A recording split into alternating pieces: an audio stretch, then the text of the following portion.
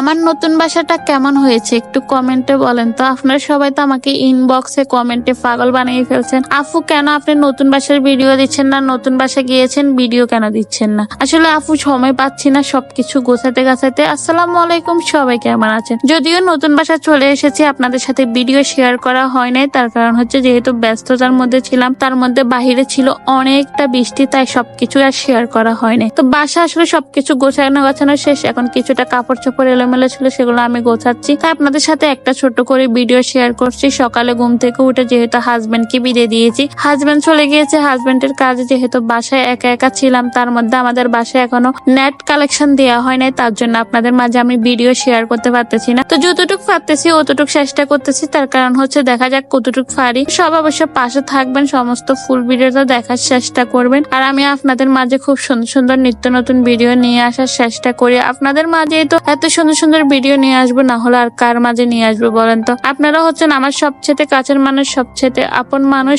আপনারাই তো আমার সবকিছু বুঝেন, সবকিছু বুঝে চলার চেষ্টা করেন। এই যে সুন্দর ড্রেসটা, সুন্দর ঘরটা, সবকিছুটা কত সুন্দর লাগতেছে না। এতটাও সুন্দর করে আমি ঘরটা গোছাতে পারি নাই। আপনাদের যদি কোনো কমপ্লেন থাকে অবশ্যই আমাকে বলতে পারেন। ফুল ভিডিওটা শেয়ার করতেছি ছোট্ট একটা স্পন্সরের পরে। আমার গায়ে ড্রেসটা কেমন, এত সুন্দর ড্রেসটা যদি আপনারা যদি পেতে চান, ড্রেসটা অনেকটা সুন্দর না। এই ড্রেসটা পাওয়ার জন্য আমাদের হোয়াটসঅ্যাপ ও ইমো নাম্বার দেওয়া আছে, তাদের সাথে যোগাযোগ করেন আর আমাদের বিজনেস পেজ সাজু ওসমানের সাথে যোগাযোগ করেন। আর সবচেয়ে কথা হচ্ছে ড্রেসটা অনেকটা সুন্দর, ড্রেসটা পরে অনেকটা কমফোর্ট ফিল করবেন। এই গরমের জন্য অনেকটা সুন্দর ড্রেসটা, যতটা আরামদায়ক ততটা সুন্দর। আপনারা যদি কোথাও অনুষ্ঠানেও পরে যেতে পারবেন। এটা হচ্ছে বাংচুরের ড্রেস, অনেকটা সুন্দর, অনেকটা আরামদায়ক। সংসারের সমস্ত কাজ করার মেয়েদের সময় থাকে একদম এ টু জেড সবকিছু। যদিও আমার বাসা এখনো পরিপাটি করে গাছানো হয় নাই, যতটুকু পেরেছি অতটুকু গুছিয়ে গাছিয়ে নিয়েছি।